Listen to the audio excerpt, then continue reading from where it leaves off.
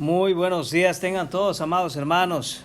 Dios les bendiga en esta mañana. Les invito a que vayan conmigo a sus Biblias. Estamos de regreso en el Evangelio de Mateo. Estaremos en esta mañana en el versículo 5 del capítulo 5.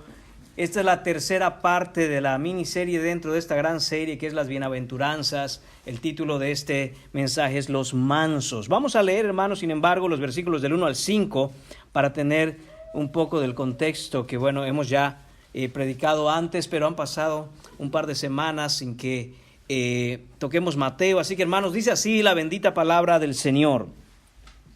Viendo la multitud, subió al monte y sentándose vinieron a él sus discípulos. Y abriendo su boca les enseñaba diciendo: Bienaventurados los pobres en espíritu, porque de ellos es el reino de los cielos. Bienaventurados los que lloran, porque ellos recibirán consolación. Bienaventurados los mansos, porque ellos recibirán la tierra por heredad. Oremos, hermanos. Alabado sea tu nombre, bendito Señor, porque eres bueno y para siempre es tu misericordia. En el nombre de tu Hijo Jesús venimos delante de ti, Señor, confiando en que su sacrificio nos ha perdonado nuestros pecados. Señor, te pedimos no tengas en cuenta nuestra iniquidad, Padre. Agradeciéndote, Señor mío, que tengamos el privilegio de escuchar tu verdad, tu palabra. Señor, gracias por darnos, Señor, la luz que ilumina el mundo, Señor, en tu Hijo, y esa luz y esa lámpara que es para nuestros pies tu palabra. Señor, te pedimos que para la gloria de tu nombre, Señor, nos des ojos para ver a Cristo.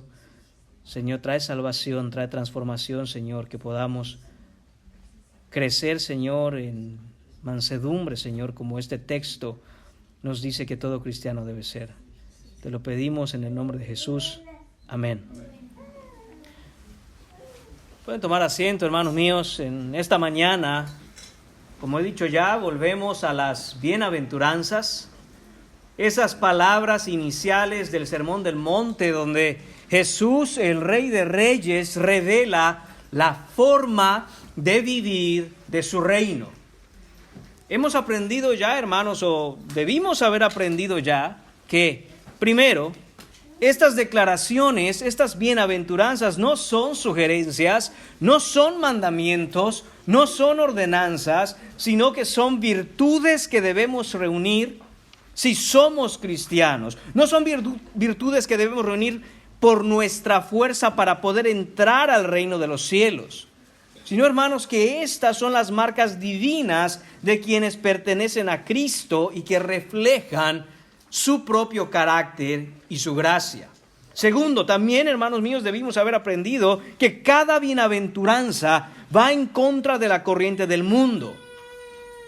Derriba, hermanos, los valores de este mundo, de esta cultura, de este tiempo, y expone sus falsas promesas. Estas son realidades divinas, hermanos, marcas del verdadero discípulo, obradas por el Espíritu de Dios en los corazones de los que Él ha redimido.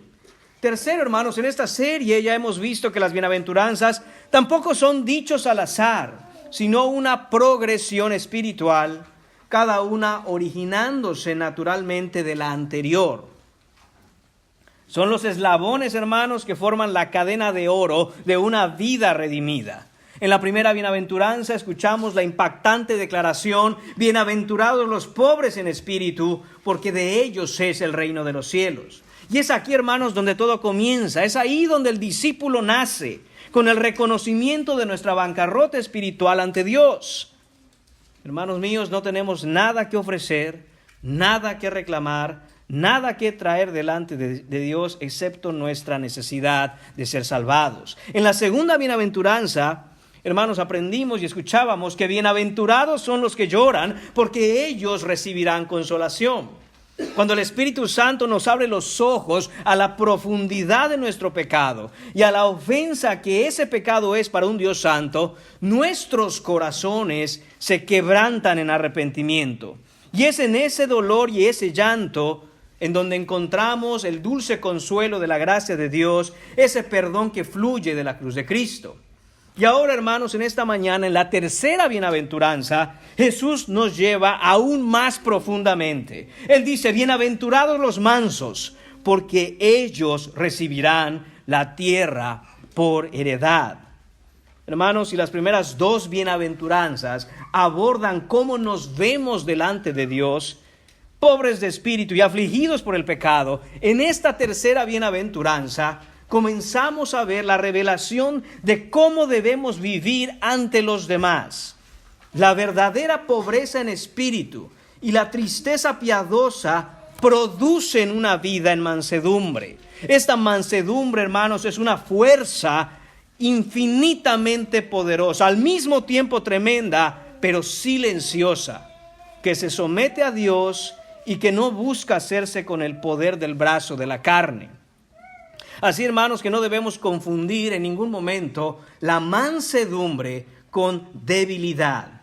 A los ojos del mundo, la mansedumbre es despreciada como pasividad, como timidez, incluso como cobardía. Pero, hermanos, ese no es el caso. El mundo nos grita, toma el control, exige tus derechos, no dejes que te hagan menos, defiéndete. Pero Jesús declara que la mansedumbre, lejos de ser una señal de fracaso o cobardía, hermanos, es el único camino en el que andan los que son verdaderamente bienaventurados. Son los mansos, hermanos, no los fuertes, los que heredarán la tierra. Bienaventurados los mansos, porque ellos recibirán la tierra por heredad. Y en estas pocas palabras, Jesús confronta a uno de los ídolos más adorados de nuestra cultura: la obsesión de los hombres por el poder, por el control y por la autoestima.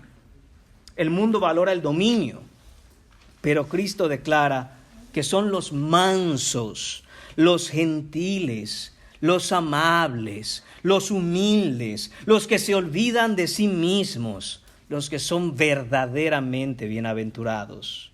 ¿Por qué? Hermanos, porque son ellos los que viven como ciudadanos de un reino mayor, anhelando una mejor herencia. ¿Qué significa esto para nosotros, hermanos? ¿Cómo es vivir mansamente en un mundo que ve la mansedumbre como debilidad y como una oportunidad para aprovecharse del otro? ¿Cómo esta promesa de heredar la tierra, hermanos, nos debe llenar de esperanza, incluso mientras caminamos por un mundo hostil? Que Dios nos conceda, hermanos, poder ver en esta bienaventuranza tanto la belleza de nuestro Cristo como la transformación que Él obra en su pueblo. Porque ser manso, hermanos, no es ser un perdedor, muy por el contrario, es ser más que vencedor en un sentido profundo y en un sentido eterno. Esta mañana examinaremos qué significa ser manso, cómo se vive la mansedumbre en nuestras relaciones con Dios y con los demás, y cómo esta promesa de heredar la tierra nos llena de esperanza en un mundo que no se siente como nuestro.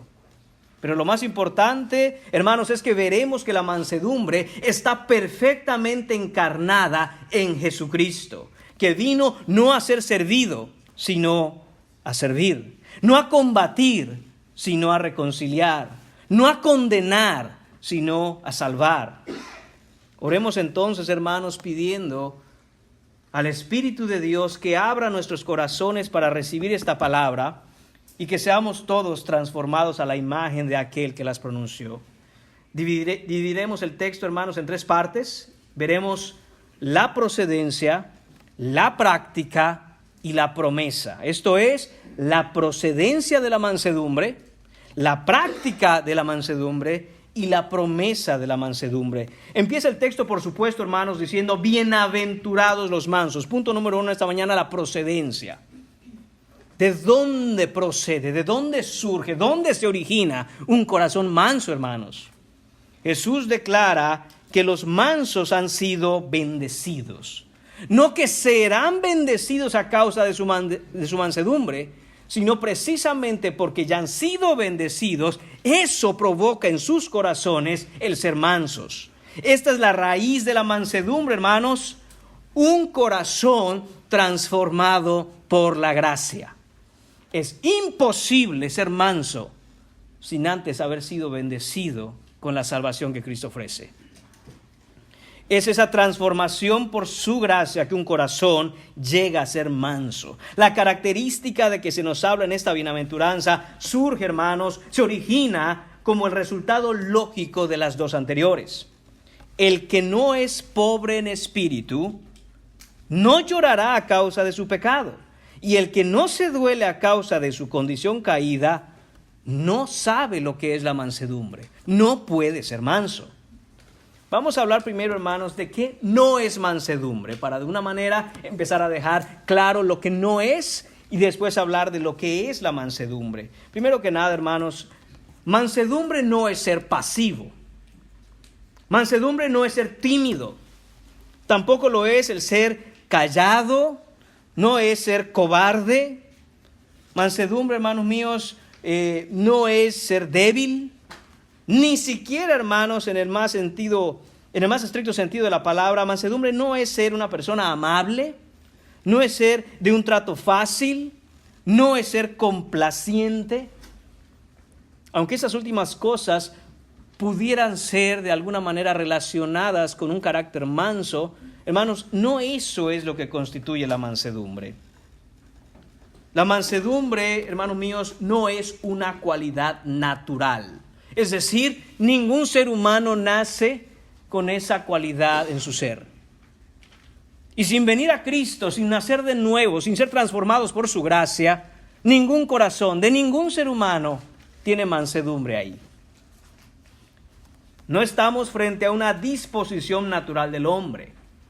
¿Qué es entonces ser manso? ¿Qué es esto de la mansedumbre entonces, hermanos? Hermanos, la mansedumbre hay que entender que es producida por Dios en aquellos que ha redimido. Dios mismo es la fuente de la mansedumbre. Esta virtud, la mansedumbre, es una virtud exclusivamente cristiana.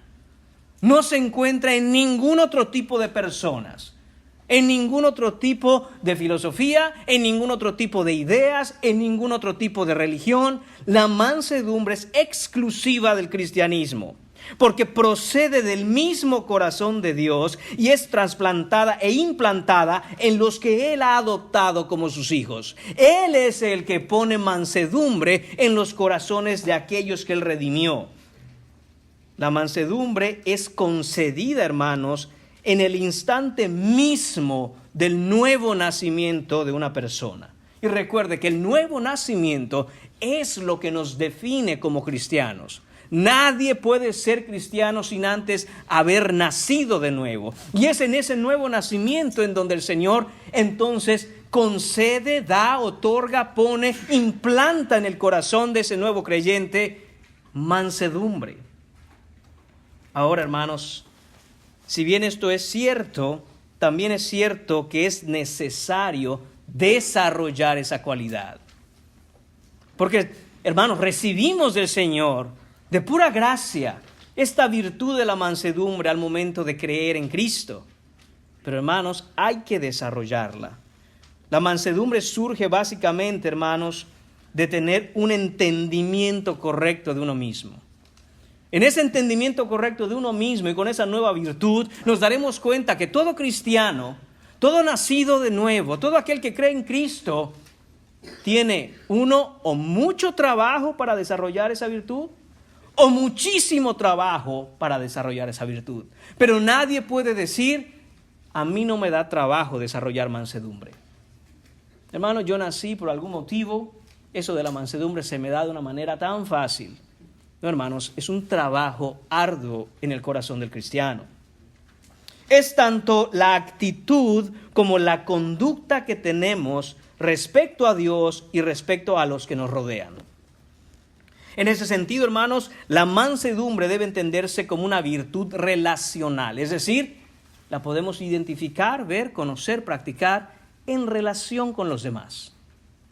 Si bien es cierto que ser pobre en espíritu y llorar a causa de nuestra condición pecaminosa es algo que podemos hacer en la intimidad, hermanos míos, con nuestro Señor a solas, no así con la mansedumbre.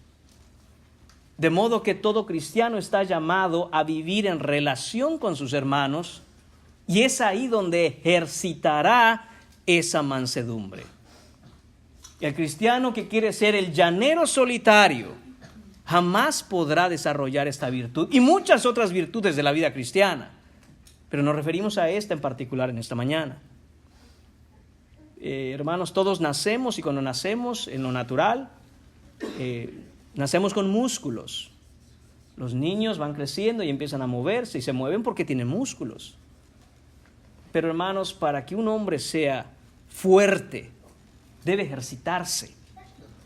No ocurre de manera natural que un hombre de pronto tenga grandes músculos. Seguramente un hombre con grandes músculos se ha ejercitado para ello. Del mismo modo, hermanos, cuando nacemos, esa mansedumbre está en nosotros. Pero en tanto no la ejercitemos, hermanos, no crecerá. Por lo tanto, cuando somos, hermanos, confrontados con situaciones relacionales con los demás, nos damos cuenta que somos débiles en mansedumbre. Nos damos cuenta que somos como un niño tratando de cargar un peso que le sobrepasa. No puedo, es que no puedo, dice la persona.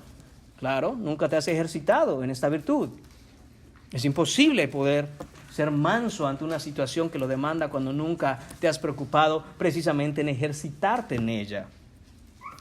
Hermanos, se vive en relación con los demás y se vive también, hermanos, en relación con Dios. Por lo tanto, hay un componente de la mansedumbre que tiene que ver con cómo me relaciono con Dios. Es entonces estas dos cosas, hermanos. Es una actitud, una disposición interna del corazón y también es una conducta, es un comportamiento. La pobreza en espíritu, hermanos, y el llanto o el dolor por el pecado, que ya hemos mencionado antes, van a cultivar la mansedumbre. Es solo en un espíritu que reconoce su pobreza, es solo en un espíritu que se duele a causa de su pecado, en donde se encuentra el terreno fértil para que la semilla de la mansedumbre crezca. Dijimos hace un instante que es una virtud exclusivamente cristiana. Y hermanos, la realidad es que o se es manso o no se es cristiano. Esa es la realidad. De nuevo, hay diferentes grados de mansedumbre y debemos desarrollarla todos. Pero no existe un cristiano al que no se le haya otorgado esta virtud de la mansedumbre. Y es que, hermanos, primero viene el reconocimiento de nuestra pobreza espiritual. Primero viene, hermanos, el llanto por el dolor que causa el pecado en nosotros y a nuestro alrededor. Y es entonces, hermanos, que entendiendo esa condición, teniendo el correcto entendimiento de quién soy y cómo soy delante de Dios y de los demás, es que desarrollo un espíritu manso. El manso no es orgulloso de sí mismo. El orgullo y la mansedumbre son incompatibles. El manso no se gloría nunca en sí mismo. Sabe que no tiene nada de qué enorgullecerse. Por eso no trata de imponerse. El manso no defiende su causa. Es por tanto, hermanos, la mansedumbre una negación total y directa a la psicología popular de hoy día que nos dice: imponte, expresa tu personalidad, tente autoestima, sé tú mismo. Hermanos, ese es el problema del mundo. Ese es el problema de cada uno de nosotros. ¿Sabes cuál es tu mayor problema? Que eres tú mismo. Ese es tu problema. Si fueras más como Cristo, oh, qué diferencia sería. Pero eres demasiado tú mismo. Y como Juan el Bautista dijo, es necesario que yo mengüe y que Él crezca. Te metes en problemas todo el tiempo a causa de ser tú mismo. Renuncia a ti mismo y abraza el ser como Jesús. Esa es la clave, hermanos míos. El manso, hermanos, no exige nada para sí. No exige sus derechos. No exige que se tenga en cuenta su posición. No exige que lo tomen en cuenta para privilegios. No exige, hermanos míos, que reconozcan su conocimiento, sus logros, sus bienes, su nivel social, su rango. Aún, hermanos míos, cuando el manso es ofendido por otros, él no exige. Matthew Poole, un teólogo y comentarista británico, nos dice lo siguiente: el manso es quien puede estar enojado, pero restringe su ira en obediencia a la voluntad de Dios, y nunca estará enojado a menos que pueda estar enojado sin pecar. El manso no es provocado fácilmente por otros. Empieza a evaluarte, hermano, empieza a mirarte. No pienses en el de la par, no pienses en aquel hermano que hizo tal cosa contra ti, no pienses en tu cónyuge, piensa en ti. ¿Este eres tú? Como cristiano te has dedicado y te has enfocado a decir: voy a trabajar la mansedumbre. F. Bruce, otro comentarista bíblico, nos dice: manso es el hombre que sabe sufrir el mal sin deseo de vengarse. Note eso, que sabe sufrir. ¿Sabes sufrir? ¿Sabes lidiar con la ofensa? ¿Sabes lidiar con el dolor? En mansedumbre, sin deseo de vengarse. ¿Qué es la mansedumbre, hermanos? La mansedumbre es la obra del Espíritu al conformarnos a la humildad de Cristo. Esa es la definición de mansedumbre. Es la obra del Espíritu Santo en el corazón del hombre, al ser redimido por gracia, que nos conforma a la humildad de Cristo Jesús. Dice Mateo capítulo 11, versículo 29, Jesús hablando: aprended de mí, que soy manso y humilde de corazón. ¿Se da cuenta cómo la mansedumbre no tiene nada que ver con la debilidad? Jesús es el Todopoderoso y Él es manso y es humilde. A menudo se dice que una persona tiene un carácter fuerte cuando es enojona, agresiva, iracunda, peleonera, rencillosa, áspera, grosera, vengativa. Levanta la voz y hay que callarse porque, es que tiene carácter muy fuerte. ¡Qué gran mentira, hermanos! ¡Qué gran mentira! No es así. El que ha desarrollado mansedumbre, esa es una persona de un carácter estupendamente fuerte. Eso es un carácter fuerte.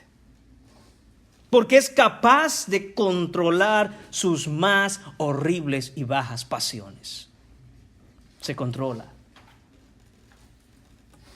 Por eso, hermanos, esta palabra mansedumbre era usada en el idioma griego en el tiempo del Nuevo Testamento para referirse a domar un potro salvaje. Yo no sé cuántos acá, hermanos, tengan experiencia con un caballo salvaje. Hermanos, pero hasta los que están bien domados asustan. Ese animal se mueve y si le llega a dar una patada o un golpe o lo pisa, es algo serio. Ahora imagínense un caballo salvaje. Y de nuevo, a lo mejor algunos hermanos aquí tendrán experiencia con un caballo salvaje. Hermanos, no es poca cosa. Y por eso, hermanos, se dice que a un animal salvaje hay que amansarlo. De ahí viene esa palabra, de la palabra mansedumbre. Esa es la raíz, hay que amansarlo. Así, hermanos míos, el hombre de carácter fuerte ha puesto bajo control su propio carácter para que crezca en él el carácter de Cristo. El manso, hermanos, ya no es esclavo de la ira, ya no es esclavo del enojo. Las ofensas no pueden atravesar la fortaleza de su carácter, porque su carácter es el carácter de Cristo Jesús. Hermanos, un comentarista dice una ilustración como esta. El manso ha decidido que el carácter de Cristo es el que reine delante de él, de tal manera que ante las ofensas, hermanos, no se pone él a recibir la ofensa, sino que se esconde tras de Cristo y se abraza a él para que Cristo le defienda. No se defiende él. ¿Quién puede atravesar el poderoso carácter de Jesucristo? Si nos escondemos detrás de él y le abrazamos como una fortaleza, hermanos, ¿quién puede ofendernos? ¿Quién puede dañarnos? ¿Quién, hermanos míos, puede contra los elegidos de Dios? Por eso, al final del capítulo 8 de Romanos, nos habla de que todas estas cosas, persecución, angustia, desnudez, hambre, peligro y espada, dice que en Él somos más que vencedores, en aquel que nos amó, porque Él es nuestra fortaleza en todo eso.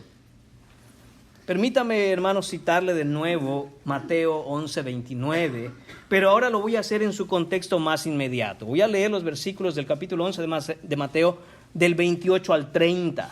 Y dice lo siguiente: venid a mí, todos los que estéis trabajados y cargados, y yo os haré descansar. Versículo 29, llevad mi yugo sobre nosotros. Y entonces viene esta frase: aprended de mí, que soy manso y humilde de corazón, y hallaréis descanso para vuestras almas, porque mi yugo es fácil y ligera mi carga. ¿Se da cuenta en qué contexto está diciendo Jesús? Aprendan a ser mansos y humildes como yo. Dicho sea de paso, Jesús es el único que puede decir soy humilde y no estar mintiendo. Todos los demás que digamos soy humilde, recuerde, en ese momento usted dejó de ser humilde. Pero Cristo no. Cristo puede decir soy manso y humilde y está diciendo la absoluta verdad. Entonces ve el contexto, hermano. Jesús está llamando a la gente que lo escucha y le está diciendo: venid a mí, vengan a mí. ¿Quiénes? Los que estéis trabajados y cargados. Hermano, y probablemente te está hablando a ti hoy. Amigo que está aquí sentado y a lo mejor no has venido a poner tu fe en Jesucristo, te está llamando Cristo y te dice: ven a mí hoy. No te esperes mañana, ven a mí ahora. Mañana puede ser demasiado tarde, venid a mí. Si estás trabajado, si estás cargado, si estás oprimido, si estás ansioso, si estás deprimido, si estás estresado, las cargas de la vida, las opresiones que enfrentamos en el día a día, Jesús las conoce, Jesús las sabe.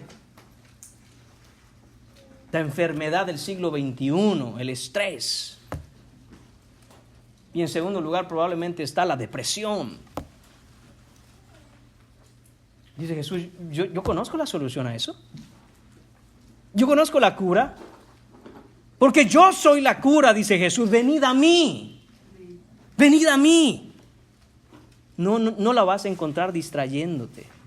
No vas a encontrar la cura diciendo: es que yo necesito algo para relajarme, para entretenerme. Yo necesito unas vacaciones, yo necesito ver una película, yo necesito un masaje, No, hermano, en última instancia, aunque esas cosas puedan ayudar en algún punto, no resuelven el problema de raíz. El problema de raíz, dice Jesús, es que están cargados y trabajados.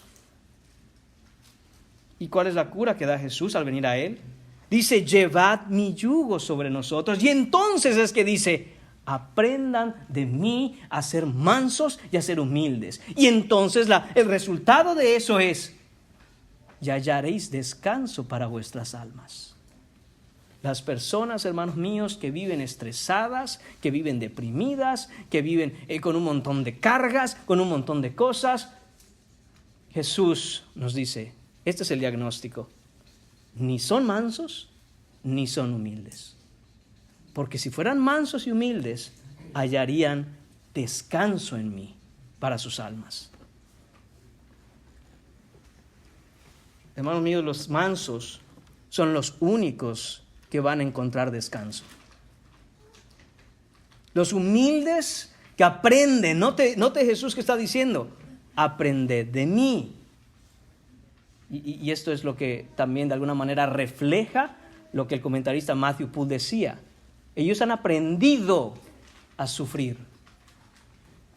Dice Jesús: aprendan de mí. Lo que nos recuerda, hermanos, que esta virtud es algo que se desarrolla, que uno aprende a desarrollar esto. ¿Cómo? Estando con Jesús, estando pegado a Cristo, conociendo su carácter, yendo a Él, conociéndole a Él, buscándole a Él, escuchándole a Él, obedeciéndolo a Él. Y entonces las cargas empiezan a ir. Empezamos a vivir en la manera en que Cristo vive, porque el punto es que en el versículo 30 Jesús finaliza esta frase con lo siguiente: porque mi yugo es fácil y ligera mi carga.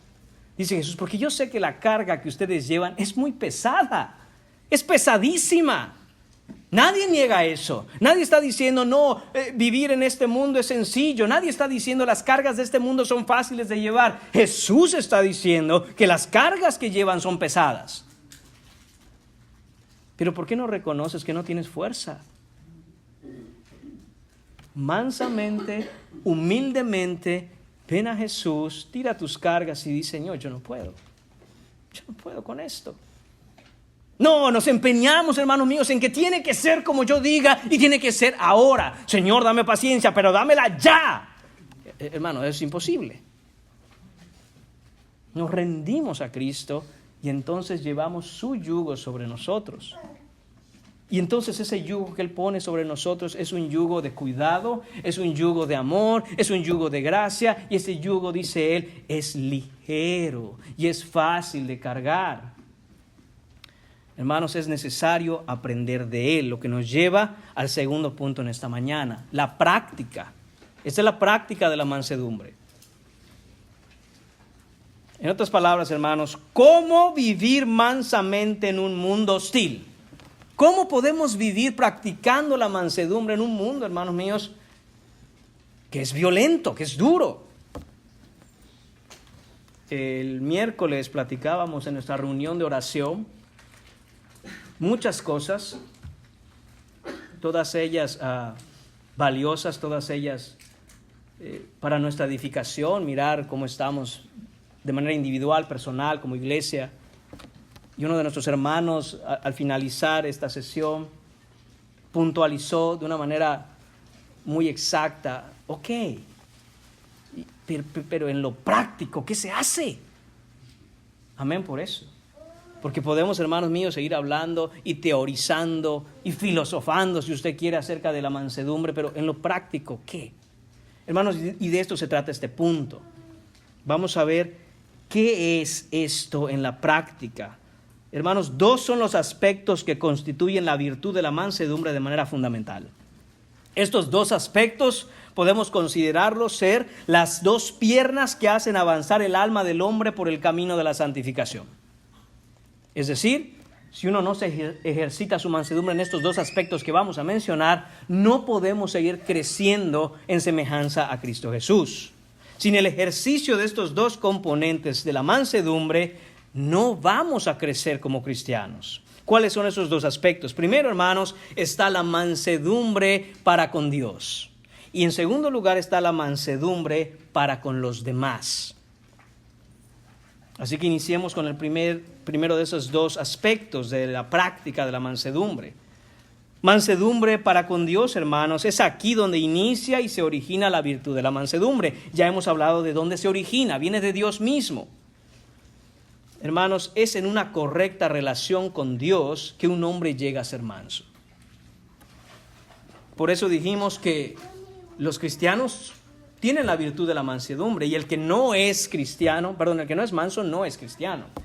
Porque todo inicia, hermanos, con el reconocimiento de que Dios es Dios, Él es santo y yo soy un hombre pecador. Cuando me arrepiento de mis pecados y vengo a Cristo Jesús, ya di el primer paso en mansedumbre hacia Dios. Solo aquel que ha dejado de ser enemigo de Dios para iniciar una relación salvífica con y por medio del Señor Jesucristo es que tiene ahora un corazón tierno para reconocer su condición y que ha sido redimido solo por una gracia inmerecida en el Salvador. ¿Cómo se ve entonces de manera práctica, concreta y tangible esa mansedumbre hacia Dios? Hermanos míos, es de esta manera. Un manso vive en sumisión a la voluntad de Dios por medio de su palabra. Ahí es donde uno mira la mansedumbre propia y la mansedumbre de los demás. Un manso, un hombre o una mujer manso o mansa, vive en sumisión a la voluntad de Dios revelada por medio de su palabra. El hombre manso posee convicción y compromiso de que la palabra de Dios, la Biblia, es la verdad última y única. y está determinado a crecer en el conocimiento de la misma para ajustar su vida a lo que Dios manda, sin importar las circunstancias, los costos o las consecuencias. Memorice esto, hermano. Mansedumbre hacia Dios, 5 Cs. Convicción y compromiso de que la palabra de Dios es la verdad y que la va a usted poner por obra y que usted quiere que esa sea su vida, sin importar circunstancias, costos o consecuencias. Esas son las 5 Cs, hermanos, que nos permiten ver cómo andamos en esa mansedumbre para con Dios. Tengo el compromiso, tengo la convicción de que la palabra de Dios me dice la verdad y que no debo vivir como se me antoja, sino que debo ir a la palabra de Dios para aprender cómo vivir sin importar mis circunstancias, sin importar los costos y sin importar las consecuencias. Ahí está la mansedumbre para con Dios. Ahí está la mansedumbre para con Dios, hermanos. Salmo capítulo 1, versículos 1 y 2 nos dice: bienaventurado el varón. Así es como Jesús está predicando en Mateo capítulo 5. Bienaventurados los que. Y aquí en este salmo nos dice también: bienaventurado el varón que. Y hay una serie de oraciones, frases, versículos. Y cada uno de ellos está escrito de tal manera que hay una coma y dice otra frase, y hay coma y escribe otra frase el salmista. Hermanos, lo que pudiera hacerse y lo que se pudiera leer es bienaventurado en cada una de esas comas. Por motivos de economía en la palabra de Dios ponen bienaventurado y enlistan todo esto. Pero le voy a leer bienaventurado y cada una de esas cosas. Bienaventurado el varón que no anduvo en consejo de malos. Bienaventurado el varón que no estuvo en camino de pecadores. Bienaventurado el varón que no se ha sentado en silla de escarnecedores. Bienaventurado el varón, y escuche esto, que en la ley del Señor está su delicia. Ese es un hombre manso. Encuentra en la palabra de Dios deleite. Eso es delicia, se deleita en ella. ¿Qué quiere decir que se deleita? Que tiene gozo al estar expuesto al conocimiento de la Escritura y que al profundizar en las verdades de la palabra viva de Dios, mira a su Salvador, aquel que lo salvó. Bienaventurado el varón que en su ley, en la ley del Señor, medita de día y de noche. Ese es un hombre manso, esa es una mujer mansa. Está constantemente en la Biblia y va a la Biblia porque sabe que esas son palabras de vida eterna y sabe que su vida aún no ha llegado a ser lo que la Biblia manda que sea, pero tiene el anhelo profundo y verdadero de que la palabra transforme su interior y transforme el modo en que vive. No está conforme con la vida que tiene, quiere más de Cristo. Quiere ser más como Jesús, quiere aprender cómo vive un cristiano, quiere que su vida sea una imagen viva de lo que está escrito en la palabra. No es que el libro esté allá sentado y hay que leerlo de vez en cuando y uno se cierra y cada que uno lo abre hay que desempolvarlo porque bueno, no tuve tiempo de leer la palabra. No, está ahí conectado en ese deleite y de día y de noche está ahí, hermanos míos. Ese de día y de noche debe entenderse como desde la mañana hasta la noche. Dice uno, hermano, se va a pasar uno leyendo la Biblia todo el día. Hermanos, la lees por la mañana, pero las verdades que son impregnadas en tu corazón y tu mente es cautivada por eso, te la llevas todo el día meditando en ella, analizándola, digiriéndola. ¡Wow, Señor, tus maravillas! Ese es un hombre manso para con Dios. Isaías capítulo 66, versículo 2. Y ya hemos citado este versículo antes en esta misma serie de sermones. Dice, pero miraré, dice el Señor, aquel que es pobre y humilde de espíritu y que tiembla a mi palabra. Note eso. Cuando nosotros citamos este versículo anteriormente, hablábamos de los pobres en espíritu. Y ese mismo versículo conecta esa pobreza espiritual con humildad. Y la humildad es la columna vertebral de lo que es ser manso. La misma Biblia, hermanos míos, no desconecta al ser pobre en espíritu de la mansedumbre, de la humildad. ¿Por qué? Porque van de la mano. No se puede ser uno sin ser el otro. Y si uno no es lo primero, no puede ser lo segundo. Van juntas estas cosas. El manso confía en la palabra de Dios. Y note que hago énfasis en esto. Sin importar las circunstancias, el costo o las consecuencias. No podemos decirle a Dios, te vamos a obedecer, sí, y le damos una lista de requisitos para decir, si no es así, no te obedezco. Dice, Señor, no importa mi circunstancia, Señor, no importa lo que me cueste, y no importa las consecuencias por obedecerte. Voy a ser receptor de tu palabra. La mansedumbre, hermanos míos, acepta la voluntad de Dios. La mansedumbre, hermanos míos, acepta esta voluntad divina y perfecta de Dios, aun cuando el Señor mismo nos purifica y nos limpia con lo que algunos teólogos llaman la providencia aflictiva. Oh, porque todos queremos la voluntad de Dios cuando parece beneficiosa a nosotros. Wow, Señor, qué bueno eres, qué misericordioso eres, porque hiciste esto a mi favor. Hermanos, no hay nada de malo en reconocer aquellos beneficios que obtenemos de pura gracia de nuestro Señor. Pero hay que tener cuidado. Si solo reconocemos que la voluntad de Dios es buena, agradable y perfecta, cuando entendemos lo que Dios está haciendo, cuando entendemos que lo que está haciendo es para nuestro beneficio, cuando mi mente logra comprender la mente de Dios o una parte de la mente de Dios, y decimos, wow, Señor, qué bueno eres. Pero cuando no entiendo, me quejo, rezongo, hermanos míos, entonces no estoy confiando en la palabra de Dios. Estoy confiando en mi propio razonamiento. Y más le vale a Dios hacer lo que yo pueda entender. Eso no es confiar en Dios, hermanos. Eso es confiar en uno mismo. Y no debemos apoyarnos en nuestro propio entendimiento. Esta voluntad aflictiva, hermanos, son los problemas, las aflicciones, los obstáculos, las penas y los dolores que parecen querer acabar con nosotros. Pero no, hermanos. Estas pruebas son determinadas y ordenadas por Dios para nuestro bien. Y el que es manso, particularmente es probado en su mansedumbre y ejercitado en ella cuando viene la voluntad aflictiva de Dios. No cuando viene la voluntad beneficiosa de Dios o conveniente de Dios.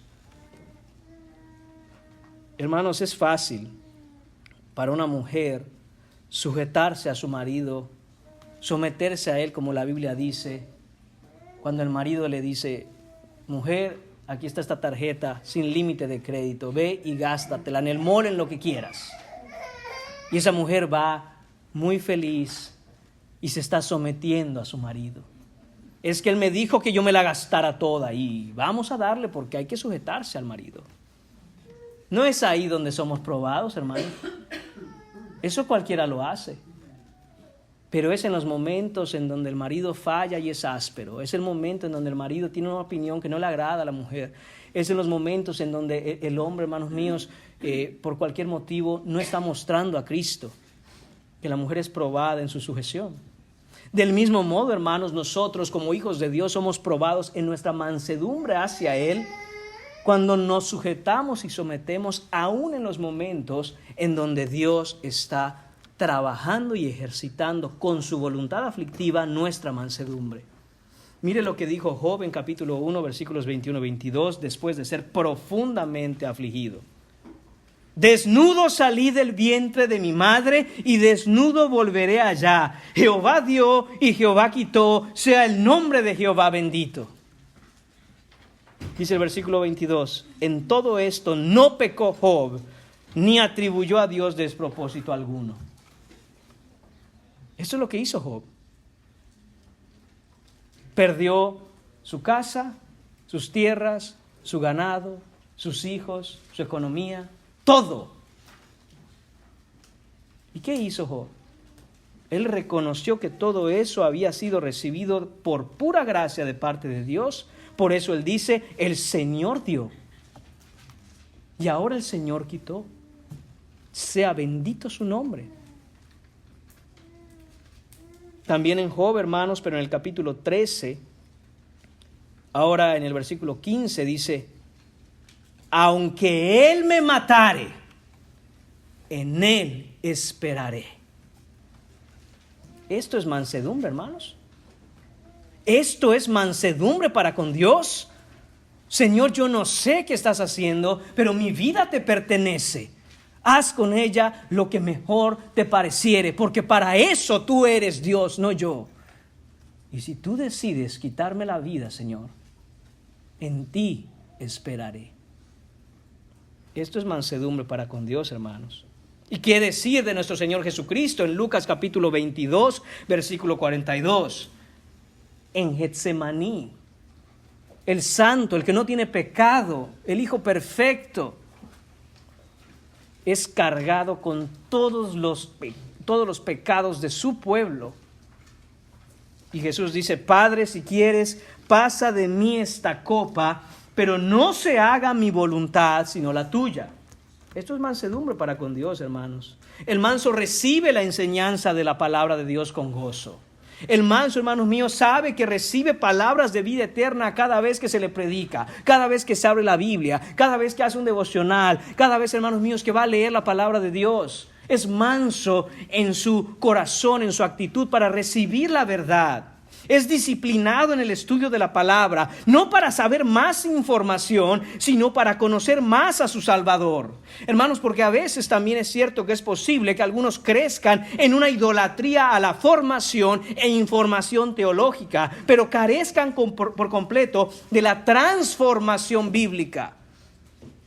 El manso no estudia la Biblia solo porque quiere aprender más, sino porque quiere ver a su Salvador y no solo contemplarlo, sino imitarlo. Uno no puede seguir viviendo, hermano mío, hermana mía, simple y sencillamente diciendo: soy cristiano y yo soy cristiano porque, gloria a Dios, compré una póliza de seguros que dice que ya no me voy al infierno, así que a vivir feliz. Gracias a Dios por su bendito Hijo, que pues yo no me voy al infierno. Hermanos, esa es una cosmovisión bíblica demasiado corta, demasiado estrecha. No es esa la vida cristiana. Quiero ver al Salvador vivo, al que murió por mí y resucitó al tercer día con poder y gloria, y solo lo puedo hacer en las páginas de la Escritura. Hermanos, solo lo puedo hacer en esos momentos, tal vez muy temprano en la mañana o muy tarde en la noche, en donde a solas con el Señor lloro, derramo lágrimas y miro en su palabra y miro la belleza de sus perfecciones y veo a mi Salvador y digo: Señor, yo quiero ser como tú, estoy cansado de ser yo mismo. Necesito ser como tú, hazme como tú. Si esta gracia es tanta, y la es, Señor, no solo líbrame de la condenación, sino líbrame del poder del pecado que me arrastra. Líbrame, Señor, un día de la presencia del pecado que hay en mí. Hazme como tu Hijo Jesucristo. Te lo ruego, Señor. Bueno, hermanos, eso es mansedumbre delante de Dios. ¿Cómo estamos de mansedumbre, hermanos? ¿Cómo está usted de mansedumbre?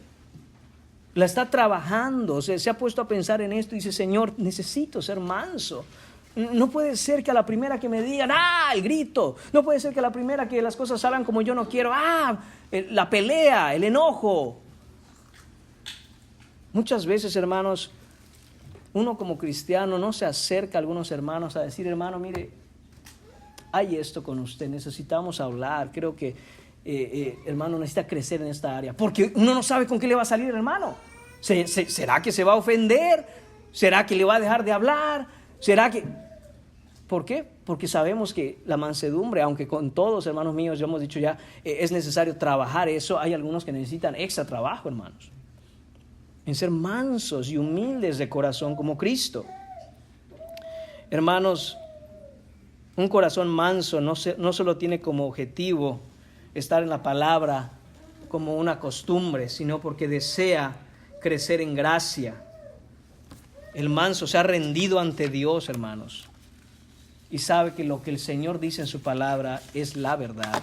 Segundo aspecto de la mansedumbre, de esa práctica de la mansedumbre, por supuesto, está la mansedumbre hacia los demás, para con los que nos rodean.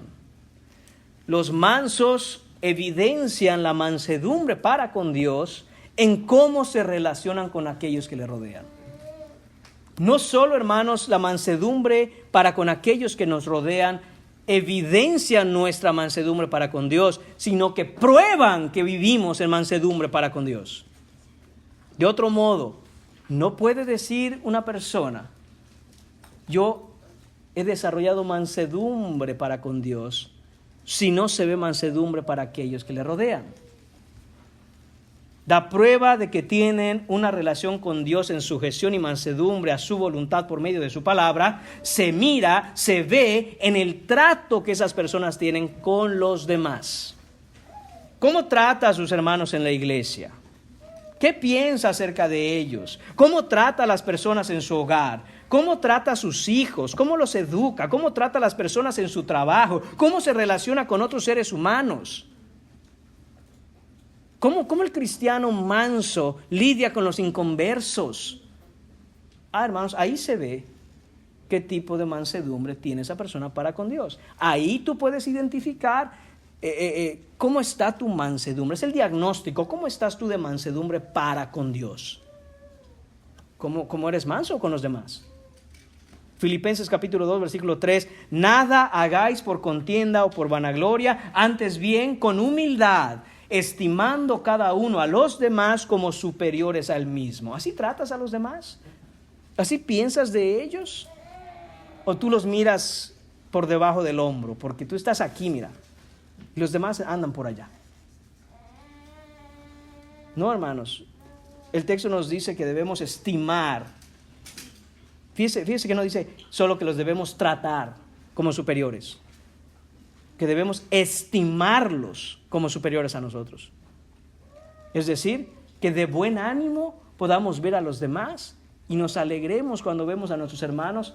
Inclusive, hermanos, ir adelante de nosotros y decir, hermano, gloria a Dios, voy a seguir tus pisadas. En tanto tú sigas a Cristo, hermano, me alegra porque eres ejemplo para los demás en que debemos ser como Cristo. Hay que estimar a los demás, hermanos míos, de esa manera. Romanos capítulo 12, versículo 3 dice Pablo, por la gracia que me es dada, le digo a cada cual que está entre vosotros, que no tenga más alto concepto de sí que el que debe tener, sino que piense de sí con cordura. Note la implicación ahí. Dice Pablo, no pienses más de ti, de lo que eres. Piensa de ti con cordura. Dicho de otro modo, pensar que eres más que los demás te hace ser un loco. El mundo te va a decir justo lo contrario. El mundo te va a decir, es que tú vales mucho y mereces respeto, es que ámate a ti mismo, quiérete un poquito, no hay nadie como tú, eres único, no hay otro igual a ti, eres tan especial. ¿Especial? Hay 8,000 millones de pecadores igual que yo. ¿Especial cómo? Lo único que me hace, hermanos míos, tener valor, lo único que te hace a ti tener valor delante de Dios es que tengas a Cristo en el corazón. De otro modo, y los niños desde chiquitos son bombardeados con esta idea. Eres un campeón, eres único, eres especial, eres el número uno, nadie como tú. Claro que cuando crecen, hermanos, les dices, eres un pecador y necesitas arrepentimiento, necesitas venir a Cristo, vas a condenación. ¿Qué? Si todos estos años que fui a la escuela me dijeron que yo era, wow, que yo era el número uno, ni estudiaba y diploma me daban. ¿Por qué te daban el diploma? Por mejor sonrisa, pero me daban algo. Es que la verdad, hermanos, es lo que sucede. Había un tiempo en donde se decía que alguien era el mejor en algo, porque era el mejor en algo. Ahora se le da aplauso y diploma a todo el mundo para hacerlo sentir bien porque no se nos vaya a poner triste. Hermanos, eso es un problema. Porque la sociedad empieza a crear adolescentes y futuros adultos que de mansedumbre tienen cero, nada. Aún como cristianos llegan a la vida cristiana y dicen, ¿y por qué tengo que ser manso? ¿Por qué tengo que desarrollar esta virtud? ¿Por qué tengo que humillarme ante los demás? Y sin embargo, Pablo aquí en Romanos 12:13 nos dice que pensar con un más alto concepto que el que debemos tener, que somos pecadores delante de Dios y solo por su gracia somos redimidos, es una locura. Por eso dice Pablo, piense de sí mismo con cordura. Esto nos lleva, hermanos míos, a otra característica del hombre manso. El manso, hermano, tiene un corazón perdonador. Tiene un corazón perdonador.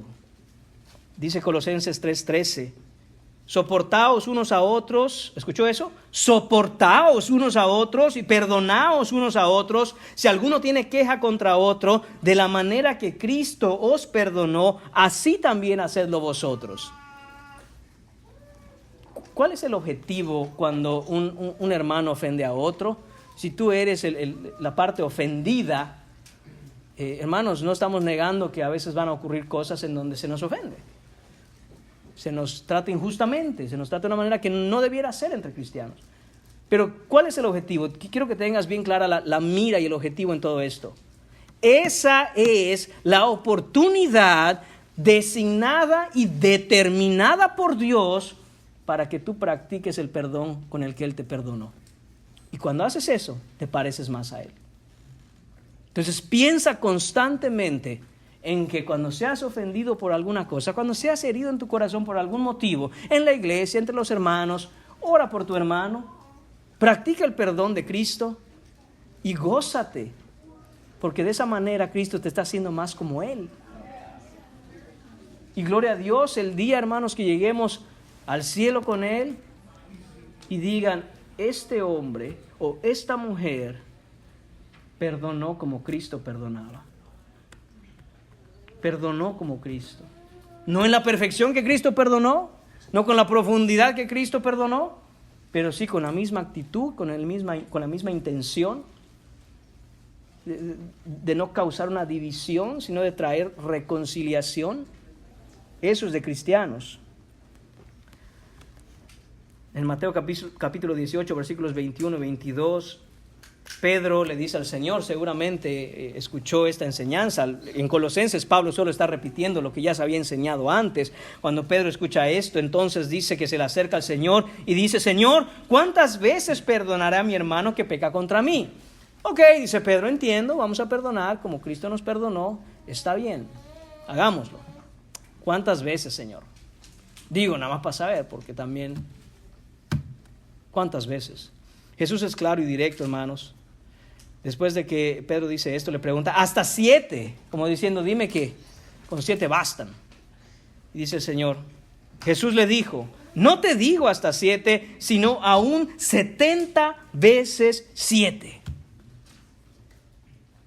Dice, todas las veces debes tener un corazón perdonador.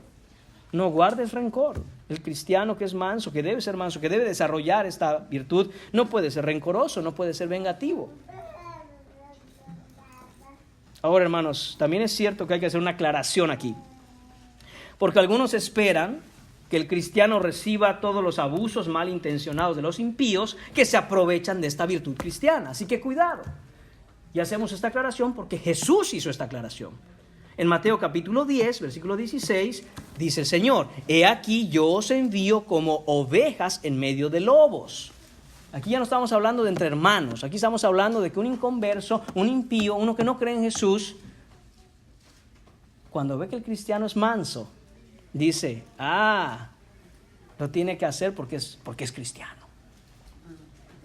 Y cuidado que no lo haga, porque ¿qué le dicen? Usted lo sabe, no que eras cristiano. Por eso Jesús dice, os envío como ovejas en medio de lobos. Sed pues, y dice el texto, prudentes como serpientes y sencillos como palomas. ¿Qué quiere decir eso? Otra traducción dice, sed pues astutos como serpientes y mansos como palomas. Quiere decir que la mansedumbre, hermanos, no está peleada con la sabiduría, la astucia y el ser inteligente. No deje que se aprovechen de usted. Dices que eres cristiano. Sí. Y debería ser manso. Exacto, no menso. Manso, dice el texto. Es con A, no con E. Y precisamente porque soy cristiano, no puedo permitir que tengas una idea errada de quién es mi Señor y quién es mi Salvador, porque Él no es tonto de nadie. Él no es tonto de nadie. Y somos compasivos, y somos generosos, y somos pacientes, y somos mansos. Pero cuando vemos que hay una intención de aprovecharse y utilizar como argumento, pero es que eres cristiano, alto ahí. No significa que vamos a pelear, muy por el contrario, hermanos, debemos saber decir que no de una manera adecuada, dependiendo de cada situación para la honra de Cristo. Porque, hermanos, Jesús, como hemos visto ya, es manso y humilde de corazón, y sin embargo entró al templo y sacó a toda esa gente de ahí, hermanos, haciendo un hato de cuerdas y volteando mesas y diciendo: fuera de aquí, porque el celo de Jehová me consume. Y él era manso. La Biblia nos dice que Moisés era el hombre más manso de la tierra. Y cuando él baja con los 10 mandamientos en sus manos y ve al pueblo todos en una idolatría tremenda ante ¿qué hizo? Rompió las tablas. ¿Y después qué hizo? Después de que bajó con otros hermanos, dijo: ¿quién está por Jehová? Estos. Los que quedan y que no están, muerte a todos. Y era un hombre manso, el más manso de la tierra. Entonces no confunda, hermano mío, hermana mía, la mansedumbre que Cristo nos manda a tener con el que hay que aguantarle todo a todo el mundo, porque como somos cristianos, eso no es verdad. Hay momentos y ocasiones en donde uno tiene que decir: no, mira, espera, es que no eres cristiano. Qué bueno que traes a colación eso. Gloria a Dios, porque tú lo quieres para mal, pero Dios lo va a usar para bien. Déjame explicarte algo de la mansedumbre. Déjame explicarte qué va a ser Cristo, el más manso que existe. La mansedumbre encarnada con aquellos que no se arrepienten, porque te pido que te arrepientas. Y le explicas qué va a pasar. Y cómo en su segunda venida Él acabará con todos sus enemigos, siendo el manso y humilde de corazón. Pero que aquellos que se arrepienten pueden venir a recibir salvación en Él. Hermanos, eso sería bueno hacer. No solo, hermanos míos, el manso es perdonador, sino que, hermanos míos, también el manso es un campeón para pedir perdón. Otra característica de la mansedumbre para con los demás. Porque así como somos ofendidos por otros, hermanos, Santiago nos dice que todos ofendemos y muchas veces. Por lo tanto, el que es manso sabe humillarse e ir a pedir perdón. Porque es humillante pedir perdón, hermanos. Si no fuera humillante sería muy fácil.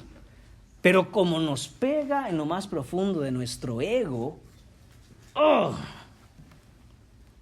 no queremos pedir perdón. Pero ya dijimos que el manso no puede ser orgulloso. Deje el orgullo de un lado. Y se ofendió, si dijo lo que no debía, si actuó como no debía, si se da cuenta que, creo que metí la pata. No diga: ya se le pasará. Vaya, sea un campeón de pedir perdón y decir: ¿sabe qué? Esto y esto. No debió ser así. No mostré a Cristo, no dije lo que no debía. Solo le quiero decir que mi Cristo no es así. Yo soy así porque estoy en reconstrucción. Pero el que me salvó no es así. Perdóname en el nombre del Señor. Debemos saber pedir perdón. Y ojo y atención aquí. Ese perdón es sin peros, hermanos. Sin peros. Porque luego hay perdones, hermanos, que mejor ni los pida, perdón. Perdóname si te ofendí en algo, pero es que tú también. ¿Qué es eso? ¿Qué es eso, hermano? ¿Cómo que perdóname si te ofendí? Y ya antes de que digamos nada, pero es que tú también, ¿cómo? Hermanos, eso no es pedir perdón. Eso es simplemente buscar justificarse y pues ni modos. Para poner un check de que pedí perdón, ya dije la palabra perdón. No, hermanos, es decir, perdóname. Sin excusas, sin pretextos. No estamos buscando aquí quién tiene la culpa, no estamos buscando aquí quién fue el responsable, aquí solo estamos buscando una cosa: actúe de una manera en que no refleja a Cristo. Haya sido como haya sido, hermanos, a veces somos ofendidos, y si nosotros contestamos contra esa ofensa de una manera en que Cristo no hubiera respondido, no hubiera contestado, pedimos perdón, no porque nosotros somos responsables del hecho, pedimos perdón porque no reflejamos a Cristo. Por eso pedimos perdón. Porque en última instancia las ofensas que yo cometo contra los demás son ofensas contra el Evangelio y contra mi Señor. Entonces voy y pido perdón por eso. Y hermanos, cambia toda la perspectiva de pedir perdón cuando entendemos quién está delante de nosotros y por qué pedimos perdón. El problema es que no queremos, no podemos, se nos hace difícil humillarnos ante otro pecador igual que yo. Pero cuando entiendo que el que fue ofendido con mi actitud, no importa qué me haya hecho el otro, es mi Señor y mi Cristo. Ay, Señor, eso lo cambia todo y uno va más fácil. No estoy diciendo que es lo más sencillo del mundo, pero vamos más fácil, hermanos. Debemos ser gentiles, hermanos, con todos. El trato del manso para con los demás nunca debe ser áspero, nunca debe ser brusco, rudo, tosco, grosero, crudo, cruel. Nada de eso pertenece a la mansedumbre, sino por el contrario, el manso debe tener un trato firme, serio, pero a la vez tierno, cortés, cálido, dócil, afectuoso, agradable, cariñoso. Y ese es el distintivo del espíritu cristiano. Esa combinación, hermanos, se ve muy poco a menudo. Un hombre y una mujer que son serios, firmes, no comprometen sus convicciones, pero a la vez cuando hay que defender lo que hay que defender, lo hace de una manera educada, mansa, amable, seria, razonable. No tienes que gritar, no tienes que pelear, no, en mansedumbre. Sabe callar cuando hay que callar, sabe hablar cuando hay que hablar. Eso es mansedumbre. Hermanos, último punto y obviamente seremos más breves en este tercer punto, la promesa, hermanos. La promesa hecha a los mansos en este versículo es la herencia de la tierra. Dice el texto, porque ellos recibirán la tierra por heredad. Bienaventurados los mansos, porque ellos recibirán la tierra por heredad. Primero entendemos, hermanos míos, lo que es una herencia, lo que es una heredad. Si un familiar suyo le deja una herencia, ¿de quién es eso que le deja? Pues es suyo. Si un pariente le hereda una casa, pues ahora la casa es suya. Bueno, hermanos, esa es la verdad que está diciéndonos Cristo aquí. Dice que los mansos, de estos que hemos hablado, de estos redimidos, de estos que son pobres en espíritu, que se duelen por su pecado, que han desarrollado mansedumbre, los cristianos, dice el texto, son dueños, son herederos de, les pertenece legalmente a algo. ¿Qué? La tierra. ¿Y qué es la tierra? Pues el planeta donde estamos parados, hermanos, este planeta donde vivimos, este planeta que creó el Señor en Génesis. Hermanos, lo creó para nosotros. Lo creó para que sea nuestra morada. Y dice Jesús, los mansos, los cristianos, son los legítimos herederos y dueños del planeta Tierra. Esta promesa, hermanos míos, puede ser rastreada desde Génesis hasta Apocalipsis y es escrita por David enfáticamente en el Salmo 37.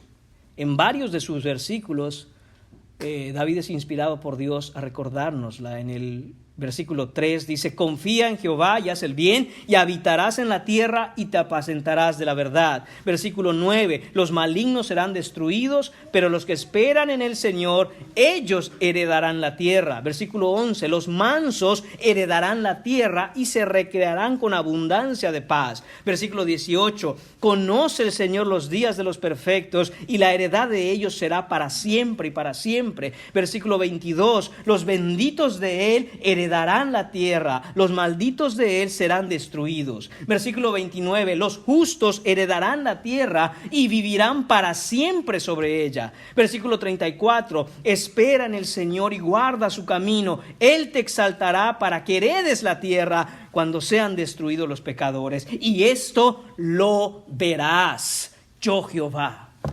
¡Wow! Después de todas esas promesas de la herencia de la tierra, el Señor enfatiza, esto lo verás. Hermanos, creemos esto, que los que estamos sentados aquí, redimidos por la sangre del Cordero, con nuestra fe en Jesucristo, con un corazón regenerado, con el Espíritu de Dios morando en nosotros, con nuestros pecados lavados por la sangre de Jesús, somos dueños de la tierra. Y dice el Señor, verás el día en donde en su plenitud vivirás en esta tierra como tuya. Hermanos, es que si no lo creemos, entonces no le creemos a Dios. Pero ¿qué significa entonces, hermanos, que somos herederos de este planeta? Esa promesa también tiene dos aspectos, hermanos. Estos aspectos son cronológicos, es decir, tienen que ver con momentos en el tiempo. El primero de ellos es la promesa de la herencia de la tierra hoy y ahora. Para nosotros los que estamos aquí en el 2024, el Señor nos ha dado un anticipo de esa promesa. Y el otro aspecto es el aspecto de cumplimiento pleno en la eternidad futura. La promesa de Jesús, hermanos míos, tiene entonces un cumplimiento presente y un cumplimiento futuro. Los cristianos heredan la tierra ahora y se deleitan y disfrutan de ella en el futuro. Entonces, brevemente, hermanos, vamos a ver a qué se refiere que los mansos heredan la tierra hoy, en el presente, en nuestros días. Esto es para nosotros los que estamos vivos y somos cristianos ahora. La idea, hermanos, de heredar la tierra puede ser paradójica, puede ser contradictoria. Lo que vemos es que el mundo está lleno de injusticia, sufrimiento, oposición a Dios, a su palabra, a la iglesia, a los cristianos. Hermanos, sin embargo, Jesús promete que ahora los mansos son bendecidos con una parte anticipatoria de esa legitimidad de su señorío sobre este planeta. ¿Cómo es eso? Hermanos, vemos primero que este anticipo de la herencia consiste básicamente en 4 cosas centrales. La primera, el contentamiento en Cristo. Eso es lo primero. ¿Cómo sabes que tú eres legítimo heredero de la tierra? Porque tienes contentamiento en el Señor. Los mansos, hermanos míos, saben que su herencia no está en dependencia de las posesiones mundanas ni del poder, sino de su relación con Cristo. Los mansos viven con la seguridad de que del Señor es la tierra y su plenitud, según nos dice Salmo 24:1. Hermanos, por lo tanto, los cristianos, los mansos, estos que han creído en el Señor, no se conducen en la vida por codicia, por envidia, por búsqueda incansable de más, sino que encuentran su profunda satisfacción en la provisión de Dios. Ahí se deleitan. Ahí se deleitan. Todo lo que tienen, Dios se los ha dado. Y se deleitan en eso, en la provisión que les da. Sea mucho, sea poco, sea mediano. Esto es lo que me ha dado Dios. Gloria a Dios a su nombre. Y saben que su felicidad no depende de la cantidad.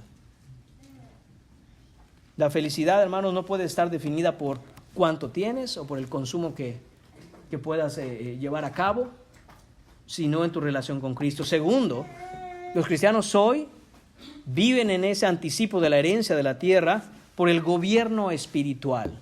¿Qué es esto, hermanos? Los mansos heredan la tierra al vivir bajo el gobierno y la autoridad de Dios. Ejercen dominio, primero en un sentido personal. Hermanos, ¿usted cree que un cristiano vive de acuerdo a las leyes del país donde está? Es una pregunta capciosa, ¿eh? Pero si nuestra ciudadanía está en el reino, pero si nosotros tenemos un rey, entonces, ¿cómo vivimos? Hermanos, en última instancia vivimos por las leyes que el Señor Dios, el Rey del universo, Jesucristo, nos ha dado. Y en tanto los gobiernos de la tierra no contradigan lo que el Señor ha mandado, los obedecemos en mansedumbre, porque el Señor nos lo pide. Pero en el momento en que un gobierno secular, el gobierno de cualquier mundo, cualquier presidente, rey o gobernante me pide ir en contra de las leyes ya establecidas por Dios en su palabra, no solo no debo obedecerle, sino que es mi obligación desobedecerlo. Porque solo hay un rey, solo hay un rey. Hermanos, de esa manera nosotros los cristianos vivimos, hermanos míos, bajo el gobierno de Dios y no bajo el gobierno de los hombres. Y ahí, hermanos, es un tema bien importante, porque ¿qué pasa cuando el gobierno le diga, no, pues no hagas esto? Y dice, el Señor me manda. O haz esto, el Señor me lo impide. Ahí es donde mostramos mansedumbre. No somos rebeldes sin causa. No levantamos una revolución en contra del gobierno. Con mansedumbre decimos, no puedo desobedecer a mi Señor. No puedo. Te vamos a meter a la cárcel. Ministerio de evangelismo en la cárcel, gloria a Dios por ello. Te vamos a cortar la cabeza. Aunque Él me matare, en Él esperaré. Esa es la práctica de la mansedumbre también, hermanos. Además, mayordomía del reino en todas las cosas, particularmente en sus relaciones. Los mansos también reconocen que sus vidas, sus hogares, sus familias, se las han confiado como parte del reino de Dios. Ese es el anticipo, hermano. ¿Te has dado cuenta de eso? Ese es un anticipo del reino que el Señor te ha dado. Tu casa, tu familia, tu hogar, tu trabajo, tus relaciones, es parte del reino. Y te han puesto a ti como mayordomo de él, de eso. Es decir, como administrador de la gracia que Dios te ha dado.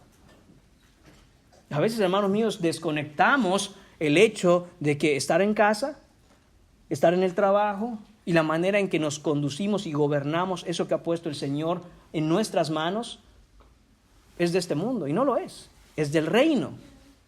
Por eso es que debemos ser fieles administradores de todo lo que Dios nos ha dado. Particularmente, hermano, de nuestras relaciones. Todos los cristianos viven en un sentido de mayordomía, extendiendo a otros la misma gracia que hemos recibido. Y por último, el cuarto aspecto, el cuarto componente de este aspecto es la victoria en el sufrimiento. Los cristianos, hermanos míos, que son mansos, los mansos, pues, comprenden que ni siquiera el sufrimiento puede robarles su herencia. Viven, hermanos míos, con la promesa de Jesús de que aunque tendremos aflicción en este mundo, Él ha vencido al mundo. Hermanos, a veces esto pareciera como, yo pensaba que me iban a dar un pedazote de tierra y ese era el anticipo de mi herencia en este planeta. Pero hay que entender qué está sucediendo aquí, hermanos.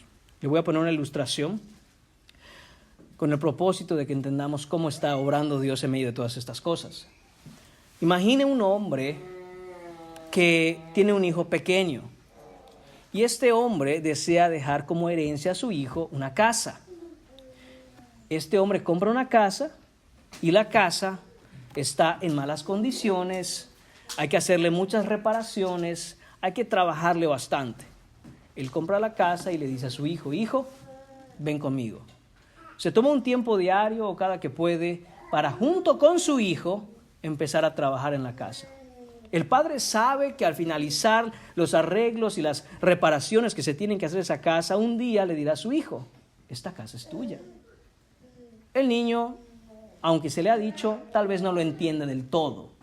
Y él sabe que cuando su padre lo lleva a esta casa para trabajar, él le está ayudando a su papá. La realidad, hermanos, es que el padre es el que está haciendo todo el trabajo. Un niño pequeño no puede hacer mucho en temas de construcción. Hermanos, cuando ese niño va creciendo a la par con su papá trabajando en esa casa, el padre le está enseñando a ser un buen administrador de lo que recibirá. Y no solo eso, le está dando una idea clara de lo que se necesita para valorar la casa que se le será entregada. Hermanos, el día llega y el padre dice, hijo, ya eres lo suficientemente mayor para entender esto. Esa casa en la que hemos trabajado tantos años quedó completamente reparada. Y aquí están las llaves porque es tuya. Pero papá, es mía, es tuya, hijo. Para ti la compré. Para ti la corregí, la compuse, la reparé, pero quise que me acompañaras en el proceso para que entendieras lo que hay que hacer y valores lo que te estoy dando. Hermanos, del mismo modo, el Señor creó esta tierra para ser nuestra morada. A causa del pecado, todo eso fue arruinado y quedó, hermanos míos, como vimos a Jesús en el desierto para ser tentado por el diablo, todo quedó despedazado. Jesús nos ha redimido y como sus hijos nos dice, no, este planeta no pertenece al enemigo, no pertenece a Satanás. Hijos míos, la creé para ustedes y vamos a repararla toda.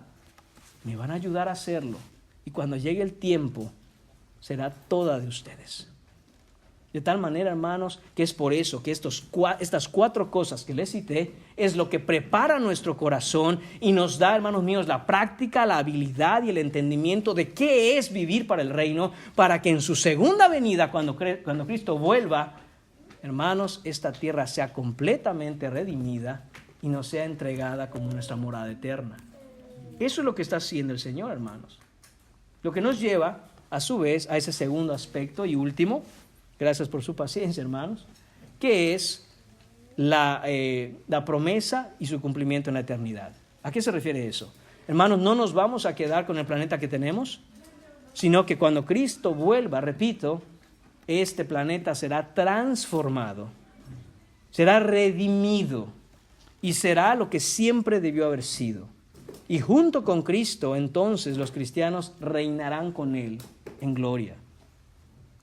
Por eso dice el texto en Salmo 37, en diferentes partes de ese versículo, que moraremos en esta tierra para siempre. Entonces eso puede traer un poco de confusión a algunos. Hermano, pues no nos íbamos a ir al cielo. Ahora me está diciendo que nos quedamos en la tierra. Oh, hermanos, es que hay que entender algo. En Génesis, antes de que el pecado entrara al mundo, ¿dónde se paseaba Dios?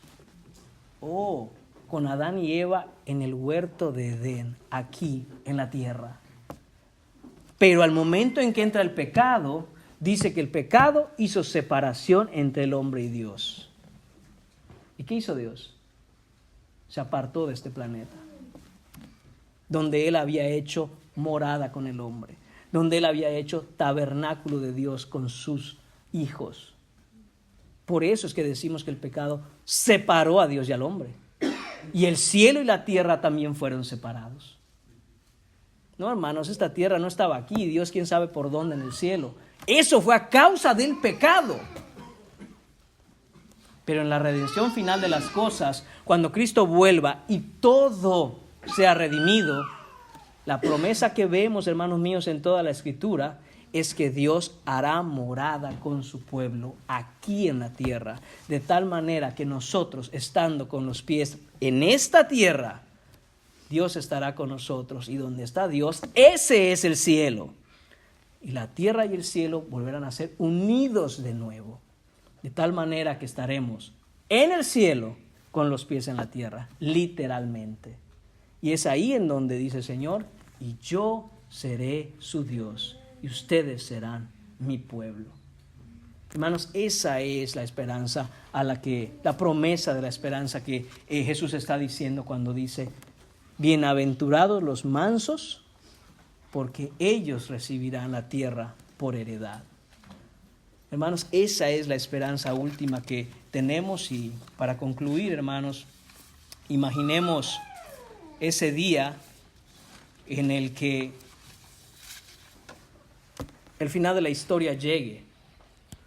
Cristo regresa, hermanos, y no regresa en un burro, regresa en un caballo blanco, nos dice Apocalipsis 19, 11 a 16. Y trae consigo la plenitud de su reino. Y en ese momento, hermanos, la promesa de Mateo 5:5 se cumplirá delante de nuestros ojos plenamente. Los mansos que confiaron en Él en esta vida para salvación recibirán, hermanos míos, y reinarán con Él en la tierra para siempre, en estos cielos nuevos y en esta nueva tierra donde mora la justicia. Hasta ese día, hermanos, debemos vivir como los conquistadores silenciosos de este mundo, no imponiéndonos, sino andando en la mansedumbre de Cristo, porque son los mansos los que verdaderamente son bendecidos, tanto ahora como en la eternidad. Esto es lo que creemos, hermanos, por fe. Y no importa lo que digan, no importa que nos digan, esas son fantasías, son historias, esas cosas son leyendas. Hermanos, esto es lo que dice la palabra de Dios. Y reinaremos con Él juntos, porque le conocemos y Él nunca miente. ¿Qué nos hace herederos de esta promesa, hermanos? La fe en Jesucristo. Que estás tú aquí sentado en esta mañana y no conoces a Jesús, no sabes quién es Jesús, o quizás has escuchado quién es Jesús, pero no sabes más que su nombre, quizá, algunas cosas, la cruz. Te invito a que te acerques a alguno de los hermanos aquí y a lo mejor estás interesado en saber cuál es tu destino eterno. La Biblia es clara. Todo aquel que cree en Jesús, que se abraza a Él, que se arrepiente de sus pecados, que le busca, que le clama, que tiene esa mansedumbre en el corazón para ir y reconocer su necesidad de Cristo, es perdonado de sus pecados y se les ha dado vida eterna. Y en esa vida eterna que Él nos da, Él nos promete la plenitud y el anticipo de esa herencia y esa promesa hoy. No te pierdas, ven a Cristo en arrepentimiento y fe y sé salvo de la ira venidera. Oremos. Señor y Padre, te damos gracias de nuevo, Señor, por tu palabra, Señor. Gracias, Señor, por tu Hijo en la cruz. Gracias por darnos salvación en Él, Señor. Ayúdanos, Padre, primeramente a desarrollar, Señor, a trabajar en el desarrollo de esta virtud que nos has otorgado de gracia, que es la mansedumbre, Señor, y danos también, Señor, esa convicción, Padre, que tú has prometido a lo largo y ancho de tu palabra, que aquellos que has redimido, Señor, aquellos que son mansos, que son humildes de corazón como tú, aquellos que lloran a causa de su pecado porque reconocen su bancarrota espiritual y su pobreza en espíritu, Señor. A ellos, Señor, tú les has prometido la tierra misma, Señor. Y sin importar lo que crean los poderosos de este mundo, sin importar que crean enseñorearse de todo el planeta, Señor, tú vendrás y aún, Señor, si se hayan subido hasta la luna, de ahí los bajarás. Aún si moraran en las estrellas, Señor, de ahí los derribarás. Señor, para darle a tus hijos la promesa de su heredad.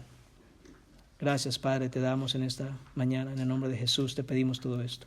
Amén.